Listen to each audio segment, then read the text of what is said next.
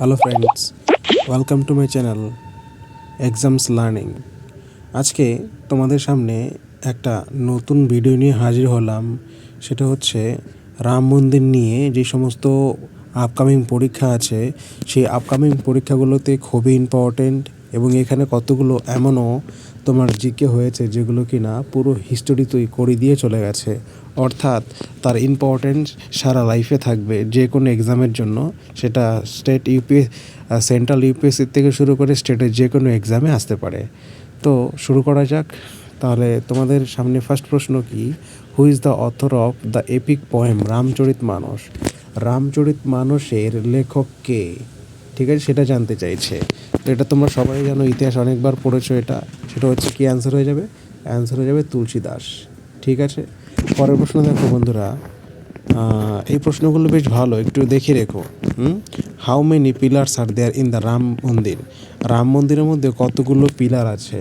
ঠিক আছে, এটা দেখো 392খানা। ঠিক আছে, এটা একটু ভালো করে দেখে যেও। পিলার মানে হচ্ছে কী বলো তো, এই যে এগুলো পিলার দেখো পিকচারে দেওয়া আছে। ঠিক আছে, এগুলো টোটাল রাম মন্দির যেটা করেছে সেই রাম মন্দিরের মধ্যে কতগুলো পিলার আছে সেটাই এখানে জানতে চাইছে। ঠিক আছে, অ্যান্সার হয়ে যাবে 392টি। পরের প্রশ্ন দেখো। তো পরের প্রশ্ন হচ্ছে, what is the old name of the Ayodhya temple? অর্থাৎ অযোধ্যার যে টেম্পল আছে, ঠিক আছে, অর্থাৎ যেখানে প্রথমে আমি বলেছিলাম রাম মন্দির, সেই রাম মন্দির কোথায় অবস্থিত? উত্তরপ্রদেশে অযোধ্যা। ঠিক আছে, অযোধ্যার যেখানে আছে অযোধ্যার টেম্পল, সেটা হচ্ছে রাম মন্দিরটাতে তৈরি হয়েছে। অর্থাৎ অযোধ্যাতে রাম মন্দির টেম্পলটা তৈরি হয়েছে। পিকচারটা কেমন? পিকচারটা দেখে নাও বন্ধুরা তোমরা সবাই। ঠিক আছে, এটা হচ্ছে তার পিকচার। ঠিক আছে, তো এটার আনসার কী হয়ে যাবে? এটার আনসার হয়ে যাবে ওল্ড নেম। অযোধ্যার ওল্ড নেম কী ছিল? অযোধ্যা বলতে পারো, অযোধ্যা বলতে পারো। এটার ওল্ড নেম কী ছিল? সেটা হচ্ছে ফৈজাবাদ। ঠিক আছে, এটা হচ্ছে মুসলমানের নাম ছিল, মানে মুসলিমদের দেওয়া নাম ছিল সেই রাজার আমল থেকে। কিন্তু পরবর্তীকালে এটা যোগী আদিত্যনাথ সেগুলোকে নাম চেঞ্জ করেছে। উত্তরপ্রদেশের বেশ কয়েকটি আমার জায়গার নাম চেঞ্জ করেছে, বেশ কয়েকটি। সেগুলো পরীক্ষার জন্য খুবই ইম্পর্ট্যান্ট। ঠিক আছে, তোমরা আমাকে কমেন্টে জানাও যে এলাহাবাদের নাম পরিবর্তন করে কী রাখা হয়েছে। এলাহাবাদ যেটা আছে না, তার নাম পরিবর্তন করে কী রাখা হয়েছে সেটা তোমরা আমাকে কমেন্টে জানাও। ঠিক আছে, আর ভিডিওগুলোও কিন্তু সবার মধ্যে শেয়ার করো, বন্ধুদের মধ্যে। চ্যানেলে যারা নতুন আছে সাবস্ক্রাইব করে দিও। ঠিক আছে, তাহলে দেখো পরের প্রশ্ন আবার। তো which company has constructed the Ram মন্দির? ও বলছে যে কোন কোম্পানি রাম মন্দিরটাকে তৈরি করেছিল। এটা হচ্ছে লার্সেন অ্যান্ড টার্বো। ওটাকে শর্টকাটে কোনো বইতে তোমাদের অ্যান্সার মনে থাকতে পারে L&T। ঠিক আছে, লার্সেন অ্যান্ড টার্বো। পরীক্ষা অনেক সময় এটার ফুল ফর্ম দিয়ে দেয়, মানে এটার ফুল ফর্ম কী, এরকম L&T দিয়ে দেবে। তোমাদের এখান থেকে জানতে চাইবে যে এটার ফুল ফর্ম কী আছে, L&T দিয়ে দেবে, এটার ফুল ফর্ম জানতে চাইছে। ঠিক আছে, এটা অ্যান্সার হবে লার্সেন অ্যান্ড টার্বো। ঠিক আছে, ইম্পর্টেন্ট প্রশ্ন বেশ এটা পরীক্ষার জন্য। তারপরের প্রশ্ন দেখো যে when was the foundation stone lead of Ram মন্দির? এটা বলছে যে রাম মন্দিরের যে ফাউন্ডেশনের যে ইনাগুরেশন হয়েছিল হয়তো, মানে যেটাকে আমরা উদ্বোধন বলি। ঠিক আছে, যে পাথরে তো উদ্বোধন হয় সেটা না, সেটাই বলছে এখানে যে কবে হয় সেটা হচ্ছে 2020 সালের 5ই আগস্ট। সেটা দেখো ইনাগুরেশনের 3 বছর আগে, সেটা কিছুদিন আগে, মানে 2024 সালে কিছুদিন আগে, এই তো জানুয়ারিতে হয়েছে। ঠিক আছে, তো জানুয়ারি মাসে হয়েছে 2024 সালের। তো 3 বছর লেগে গেছে। অনেক সময় পরীক্ষা তোমাদের এখান থেকে কতদিন লেগেছে সেটাও জানতে চাইবে। ঠিক আছে, এই প্রশ্নগুলো পরীক্ষার জন্য খুবই ইম্পর্ট্যান্ট। তোমরা হয়তো ভেবে যাবে যে রাম মন্দির সম্বন্ধে দেবে না, কিন্তু পরীক্ষায় যদি গিয়ে দেখো এই ধরনের প্রশ্ন, তাহলে কিন্তু তোমরা সত্যি আটকে যাবে। সুতরাং তোমরা এতে না আটকাও, সে চেষ্টাই করছি। ঠিক আছে, who was the chief architect of the Ayodhya Ram temple? ঠিক আছে, এটা হচ্ছে অযোধ্যার রাম টেম্পলের যে চিফ আর্কিটেক্ট, মানে মুখ্য যে কারিগর্তা কে ছিলেন, নির্মাতা কে ছিলেন, সেটা হচ্ছে চন্দ্রকান্ত সোমপুরা। এনার নাম হচ্ছে চন্দ্রকান্ত সোমপুরা। নামটা খুবই ইম্পর্টেন্ট, জেনে যেও পরীক্ষার জন্য। ঠিক আছে, পরের প্রশ্ন দেখো। পরের প্রশ্ন কী আছে? পরের প্রশ্ন দেখো বন্ধুরা। পরের প্রশ্ন হচ্ছে হু is the current chief minister of Uttar Pradesh? এটা তো তোমরা সবাই জানো, উত্তরপ্রদেশের কারেন্ট চিফ মিনিস্টারকে যোগী আদিত্যনাথ। তারপরে প্রশ্ন দেখো যে what is the architectural style of the Ayodhya Ram temple? এটার যে অযোধ্যা রাম টেম্পল আছে সেটা হচ্ছে আর্কিটেকচারাল যে স্টাইল আছে সেই স্টাইলটার নাম জানতে হচ্ছে, সেটা হচ্ছে নাগারা। ঠিক আছে, নাগারা যে অর্থাৎ এখানে নাগারা স্টাইলে এই মন্দিরটাকে বানিয়েছে। এই দেখো এটা নাগারা স্টাইলে বানানো। ঠিক আছে, এই স্টাইলটা কী স্টাইল? সেটা হচ্ছে নাগারা স্টাইল। কেমন করে নাগারা স্টাইল? সেটা হচ্ছে দেখো এই যে দেখো এরকম করে নাগারা স্টাইলটা বানিয়েছে। ঠিক আছে, ইম্পর্টেন্ট পরীক্ষার জন্য জেনে যায় একটু।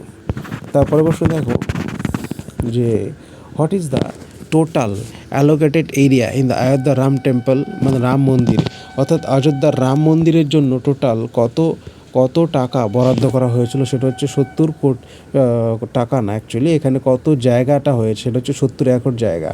ঠিক আছে, তোমরা আমাকে কমেন্টে জানাও যে 1 একর, একটু সাইড দিয়ে এক্সপ্রেস ট্রেন চলছে, তোমরা কষ্ট করে একটু ভিডিওটা দেখো। ঠিক আছে, ডিস্টার্ব ফিল করলে একটু দেখো, তার জন্য আমি খুবই দুঃখিত, কারণ ট্রেনটাও এখনই আসতে হয়েছে। ঠিক আছে, পরের প্রশ্ন দেখো বন্ধুরা। পরের প্রশ্ন কী আছে সেটা হচ্ছে যে what is the completion date for the Ayodhya Ram Mandir? ঠিক আছে, এটা দেখো 2024 সালে 22 জানুয়ারিতে এটাকে কি করা হয়েছিল, এটার টোটাল কাজ কমপ্লিট হয়েছিল। ঠিক আছে, পরের প্রশ্ন দেখো, এই ডেটটা মনে রেখো, 2024 সালের 22 জানুয়ারি। পরের প্রশ্ন দেখো, পরের প্রশ্ন হচ্ছে যে হুইচ ওয়াজ দ্য 7th অবতার অফ লর্ড বিষ্ণু? ঠিক আছে, এটা হচ্ছে যে লর্ড যে বিষ্ণু আছে তার যে 7তম অবতার, সেই 7তম অবতারের নাম কি? সেটা হয়ে যাবে তোমার লর্ড রামা। ঠিক আছে, এখানে হয়ে যাবে কি লর্ড রামা বা লর্ড রাম। ঠিক আছে, মানে শর্টকাটে বলতে গেলে রাম।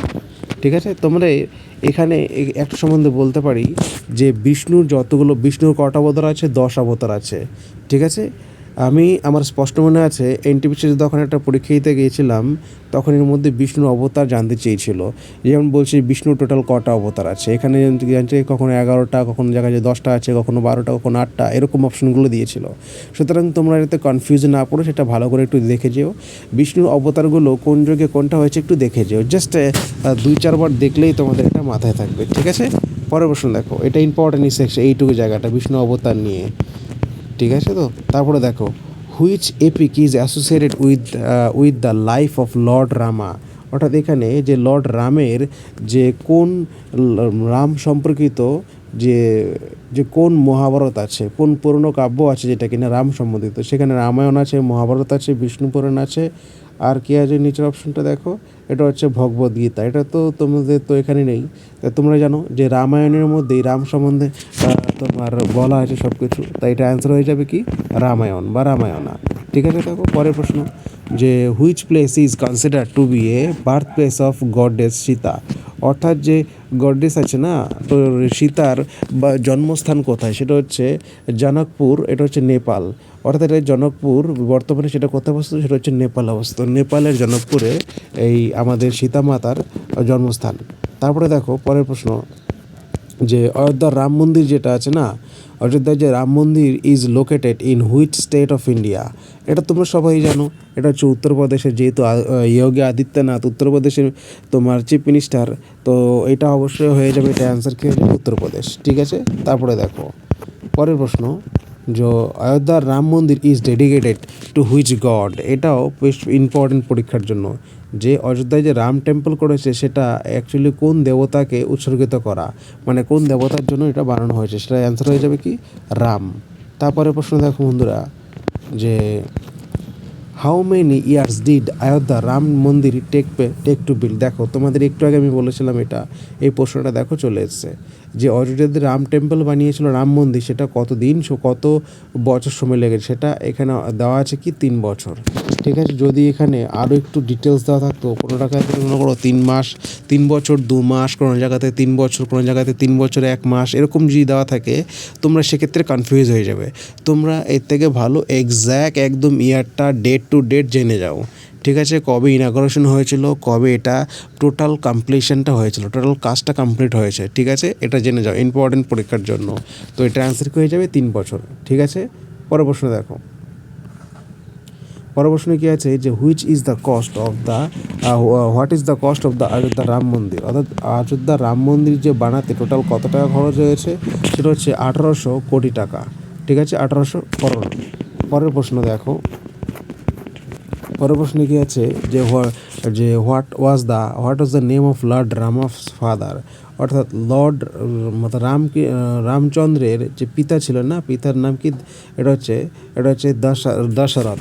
ঠিক আছে, পিতার নাম কি ছিল, দশরথ ছিল, অর্থাৎ ভগবান রামচন্দ্রের পিতার নাম ছিল দশরথ। এবার ঠিক আছে, পরের প্রশ্ন দেখো, how many floors are there in Ram Mandir. দেখো এই প্রশ্নটা আমি বিশাল ইম্পর্টেন্ট তোমাদের বলবো। আর এখানে রাম মন্দিরের যে টেম্পলের যে স্টাইল ছিল, সেই স্টাইলটা নাগারায় যে স্টাইল ছিল, সেই স্টাইলটা তোমাদের ইম্পর্টেন্ট পরীক্ষার জন্য খুবই ইম্পর্টেন্ট। ঠিক আছে, এটাও খুবই ইম্পর্টেন্ট, সুতরাং জেনে যেও যে কতগুলো ফ্লোর এখানে আছে। এখানে ফ্লোর আছে 3 ফ্লোরস। ওকে, তারপরে দেখো পরের প্রশ্ন, যে কি বলছে, when did supreme court delivered its last judgement on Ayodhya temple, অর্থাৎ অযোধ্যা ডিসপুটের যে অযোধ্যা সম্পর্কিত যে লাস্ট যেই জাজমেন্টটা দিয়েছিল, সেটা কবে দিয়েছিল জাজমেন্টটা, সেটা হচ্ছে তোমার 2019 সালে। 19 সালে কী হবে, 9ই নভেম্বর। এটা মনে রাখো, ইম্পর্টেন্ট সালটা। ঠিক আছে বন্ধুরা, পরের প্রশ্ন দেখো, পরের প্রশ্নে কী আছে, সেটা হচ্ছে who was the prime minister of the India when Babri Masjid was ডেমোলিশড। যে বাবরি মসজিদ আছে, এটা হচ্ছে আমাদের মোহামেডানদের তৈরি করা। ঠিক আছে, এটা হচ্ছে বাবরি মসজিদ যেটা ডেমোলিশড হয়েছিল, সেটা তখন প্রাইম মিনিস্টার কে ছিল, যে who was the prime minister of the India when Babri Masjid was ডেমোলিশড, অর্থাৎ বাবরি মসজিদের সময়ে কে প্রাইম মিনিস্টার ছিল। এটা হচ্ছে ইম্পর্টেন্ট প্রশ্ন তোমাদের। ঠিক আছে, এটা ইম্পর্টেন্ট, এটা হচ্ছে পিভি নরসিম্হা রাও। এটার আনসার কী হয়ে যাবে, পিভি নরসিম্হা রাও। তারপরে দেখো, what is the height of Ayodhya Ram মন্দির, অযোধ্যার যে রাম মন্দির আছে সেটা হাইট কত, সেটাও পরীক্ষায় দেয়। সেটা হচ্ছে 161 ফিট, 161 ফিট বা ফুট বলতে পারো তোমরা। ঠিক আছে, এটা ইম্পর্ট্যান্ট এখান থেকে। তারপরে বলো যে আমাকে এখানে তোমরা কমেন্টে জানাও, যেখানে যে রাম মন্দির তৈরি করেছে সেটা ওয়ার্ল্ডের মধ্যে কততম ও উচ্চতার দিক থেকে, এবং ভারতবর্ষের মধ্যেই বা উচ্চতার দিক থেকে সেটা কততম। ঠিক আছে, সেটা পরে আমাকে কমেন্টে জানিও। ওকে, পরে দেখো, পরের প্রশ্ন, যে the bench of how many জাজেস ডেলিভার্ড অযোধ্যা কেস ভার্ডিক্ট, অর্থাৎ অযোধ্যা কেসের জন্য যে কতগুলো জাজ এখানে তাদের জাজমেন্ট করেছিল, কতগুলো বেঞ্চ করেছিল। The bench of how many জাজেস, অর্থাৎ সেই বেঞ্চের মধ্যে কতগুলো বিচারক ছিল, বিচারকগণ ছিল, যারা এই অযোধ্যায় যে রাম মন্দির সম্পর্কিত কেস দিয়ে কী করেছিল, সেটা তার সিদ্ধান্ত দিয়েছে, সেটা হচ্ছে 5। অ্যান্সার কী হয়ে যাবে, 5। ঠিক আছে, পরের প্রশ্ন দেখো, এটা ইম্পর্টেন্ট পরীক্ষার জন্য বেশ। তারপরে দেখো, তারপরে কী আছে প্রশ্ন, in which yoke did Lord Rama belongs to, অর্থাৎ লর্ড যে রামা যে কোন ইয়োগের সাথে বিলংস, এটা হচ্ছে তেতা ইয়োগ।